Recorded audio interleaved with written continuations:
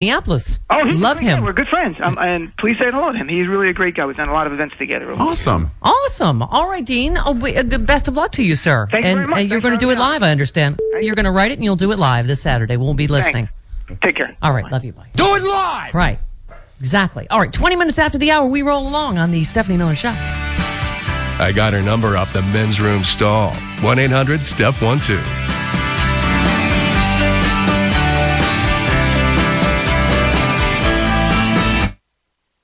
Common Core, believe me, that is a serious conjuring word now. All you have to do is say Common Core, and people start booing. You don't even have to say anything about it. Right. That's going to be a real problem for him. Yeah. Well, how do you think this plays out? Does Romney get in? I still don't know about that.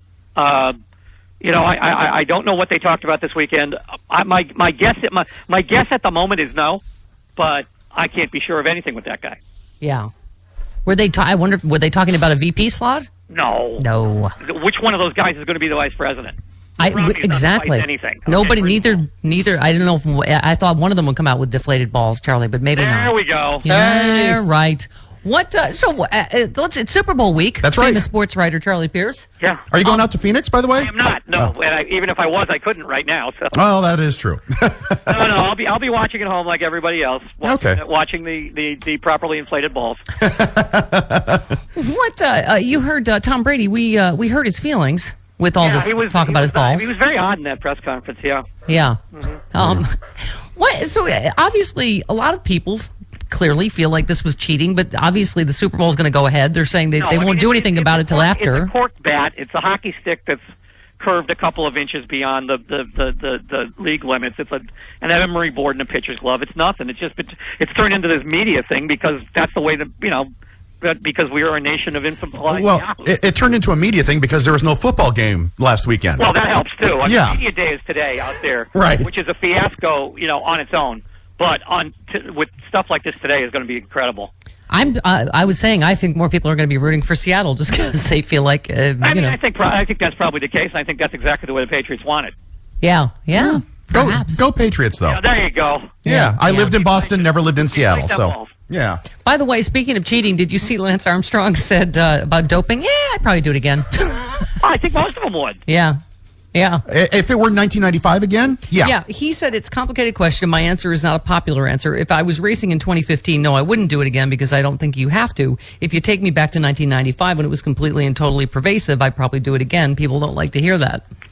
Because if he didn't, he wouldn't win. Right. He said, I know what happened to cycling from 99 to 2005. I saw its growth. I saw its expansion. I know what happened to my foundation, raising no money to raising $500 million a year, serving 3 million people. Do we want to take that away? I don't think anybody says yes. Yeah. Wow, a little bit too much honesty. Yeah, probably so. Yeah. But Greg LeMond, I don't know if you heard what he said. He rejected calls for Armstrong's ban to be reduced, saying if there's anyone who deserves a ban, it's this guy. He said he was punished not just for doping, but the way he treated people who accused him before he finally admitted. Yeah. And he said, I believe everyone deserves a second chance, but it's not like he was positive one time and admitted and said he's sorry. This is a repeated cover-up. There's nothing like it in the history of cycling. Yeah. Do you agree? I don't know. I lost track of that story a long time ago. Do you think that Armstrong was unfairly, badgered? I really don't know, guys. Okay. I'm sorry. This is a subject on which I have absolutely no interest. Okay. I'm sorry. I know more about cycling than Charlie Pierce does. You do. I guarantee it. I just want to get back to the ball jokes. All right. All right. Charlie Pierce, happy Super Bowl. And happy Super Bowl to you. See you next week. All right. See you next week, honey. All right. Stay warm. Charlie Pierce, all in his leggings. I hated leggings in Buffalo. That's when it's really snowy. Leggings, it's when you had to put on the snow pants and you looked like a big... Were they wind pants? No. With made of nylon? No, but they were... Never mind. 45 minutes after the hour, right back on the Stephanie Miller Show. The station where the handbasket to hell leaves from. It's the Stephanie Miller Show.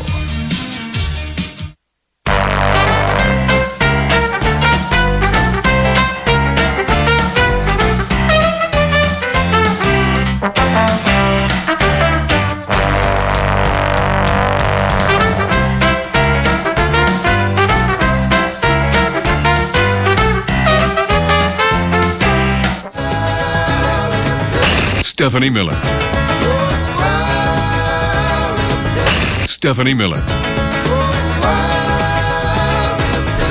Stephanie Miller.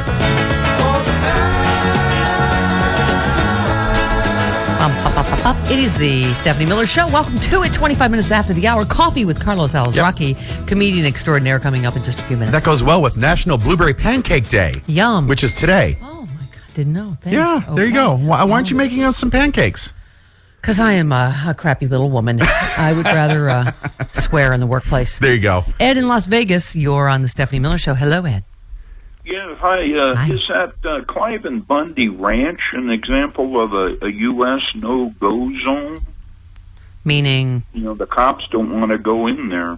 Oh, that's right. Yes. The Bundy Ranch, they just backed on out of there. Yeah. No, that is... Well, they did have guns pointed at How them. come that Sean hasn't and he hasn't talked about it much, Bundy? Yeah. Because Bundy became a complete embarrassment. Oh. Yes. Yeah. Yes, because he told us a few things that he knew about the Negro. Yeah. Which is just a way a white person should never start a sentence ever. No. Okay. Donald in Illinois, you're on the Stephanie Miller Show. Hi, Donald. Yes, hi, Steph. Hi. You know what really kills me about the Republican Party? They offer nothing to the American people. They don't say what they want to do for them. All they do, their whole base is based on twisted views of religion, the hatred for gays, the hatred for minorities, and now the hatred for Muslims, which, what are we going to do? Do like we did to the Japanese and put them all in internment camps? And they also hate abortion. Nobody ever questions them about their hatred, and they constantly get in. They love their corporations that they want to give tax breaks to. They love their guns. Where is America? Why aren't they waking up on the Republican side? And where's our Democratic Party coming right out and saying these things? Well, I mean, I think we're certainly had the advantage going into 2016, not just with Hillary, but I think politically. But I agree with you that we have to be strong and seize it. That's why the President's State of the Union, I think, fired people up because it's running on a record of success. And I think he was setting up 2016 beautifully. Meanwhile, the Republicans, here, John Boehner admits that they've had some stumbles. Some troubles. Stumbles, trademark. Republican Party. Yes. Republicans in the U.S. Have gotten off to a clumsy start this year. House Speaker John Boehner said Tuesday, as legislative initiatives have been derailed by attacks from inside the party. I don't know who expected anything different from these bunch of stumble bums, but okay. He said there's been a couple of stumbles. The latest casualty was the border security bill. Conservatives were bucking the bill, claiming it had nothing to do, it did nothing to deport undocumented immigrants. Yeah. A week ago, Boehner suffered a setback over an abortion bill that had been scheduled for. Y'all just finish up the fight amongst yourselves over there and then let us know how it works out. So they can't even get anything done when they're in the majority. He explained the setbacks as an effort to get off to a fast start. So you see, in an effort to show the American people we are here to listen to their priorities. That's what they've been doing. So all the, bunch of nothing they've done so far. It's because they're a little over anxious. She's a little premature. They've just had a couple premature. They told us they would get things done when they got into the majority. They're in the majority. Legislations they've had, and it happens to all men. It's all right. They can't even get a good Benghazi thing going. All right. Right back on the Stephanie Miller Show.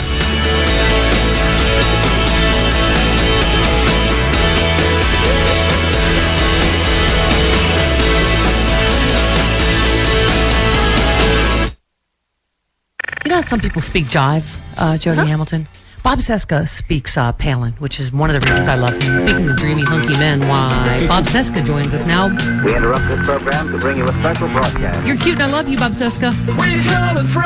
Bob's calling us from Hawaii. You Cesca thing. You Cesca thing. Go ahead, Honolulu. Good morning, Bob Cesca. Good morning, Stephanie. You're just... It was so weird. I didn't hear anything going on the phone, and I thought you suddenly hung up on me. Like, screw you. Uh-oh.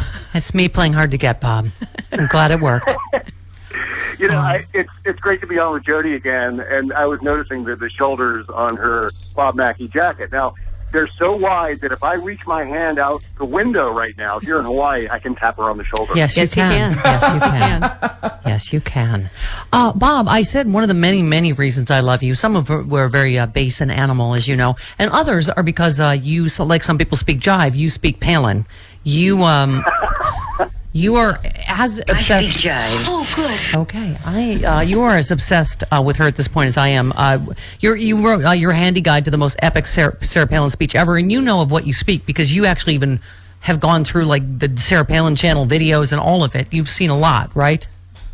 Yeah, I've really experienced this at this point, and it was so great when I heard that she had done this speech and her teleprompter had failed. Oh, dear. Sunday, when I sat down to watch the video, I was like a little boy at Christmas time, just opening one present after another. Oh my God, I can't believe she said that! And I just ripping that one open and going through that. It was, I had a blast. Yeah. And suddenly, like, I lost 12 hours of time of my life. That's how I know. I was. I know. You are just like I am. It's become a fascinating. And then now I have to say, Bob, there's been a lot of speculation of the Denver speech. People are like, she's clearly drunk. Yeah. And now there's meth speculation. I can't tell whether this is just, it's just because you're right. It's becoming more and more like just completely incomprehensible. Like even if you agree with her, like the people in Iowa, like Republicans were like, I didn't understand. Right? Right. I have a theory that it's either syphilitic dementia or brain worms. Right. It's one of those two things, and it got progressively worse throughout that speech. Right.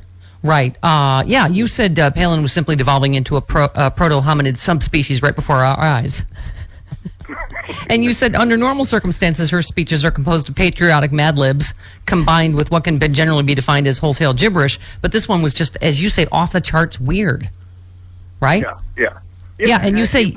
Right. You say that it was as if an entire galaxy of stupid collapsed upon itself, coalescing into an inescapable singularity of gobbledygook out of which not even light can escape. It was really, she was in just rare form. And again, I don't know. I don't think anyone's actually confirmed whether the teleprompter went out or whether she just went rogue. And I tend to believe that she just went rogue. She's got just this massive ego, which, she's in the public eye, most people do. But, this was ridiculous. I think she just thought she could get away with it. I think she thought she could get away with just winging it. But if the prompter did go out, I kind of pinpointed the point in time in the speech. That's how, I was joking about sitting here for 12 hours watching it, but I think I was able to study it enough to find out where the teleprompter went out. Right. And I think it was somewhere in like the first 10 minutes. Yeah. And she was talking about Trigg and Trigg standing on the dog. I think that's generally where the thing went out. Because that has everything to do with Iowa, right? Right. Well, okay, so here's some of the things she covered. Screw the left in Hollywood. I guess she was talking about American Sniper.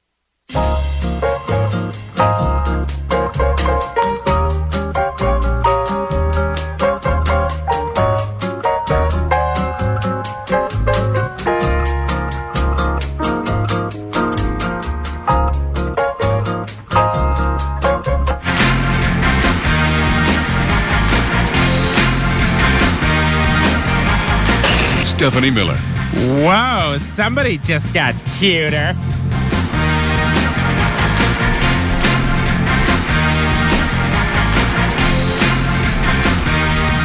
It is the Stephanie Miller Show, 34 minutes after the hour. Why? I believe it's Far Away Dog alerting us to an early arrival. That's good coffee. I take it black, like my man. Coffee with Carlos Alzraki. Have a Zimbabwe latte. I'll have a Kenya cappuccino. Jim never has a second cup of coffee at home. Mountain-grown coffee. Carlos Alzraki. I was going to make espresso. Handpicked by Juan Valdez. Coffee with Carlos. Good to the last drop. My nature box brings all the boys to the yard. Hey, I'm just here so I won't get fined. That's what's his name said. Your boyfriend. You keep on telling me to do Far Away Dog. You can keep on telling me to do Masturbating Fetus. But I'm going to give you the same answer. I'm just here so I won't get fined. Richard Sherman. Was that Richard Sherman? Marshawn Lynch, were you racist? Sorry. Marshawn Lynch, former Cal Berkeley. Yes. Darn, I just wrote on Facebook, Marshawn Lynch is just saying what 70% of NCAA football players must have said for their oral finals in college. I'm just here so I can play football. Fair enough. B+. All right. Get on that football field for Cal Berkeley, you student athlete. Have we talked Ball Ghazi with you yet? Ball Ghazi, yes. Deflategate. Yes. What your thoughts on Tom Brady? Neil deGrasse Tyson had to take back something about 125-degree temperature versus 90-degree temperature. But come on. You listen to Max Kellerman on 710, like, the Patriots have, for an icy home field, like the best ball control, never lose a fumble in the NFL over the last couple of years for some reason, and it has to be because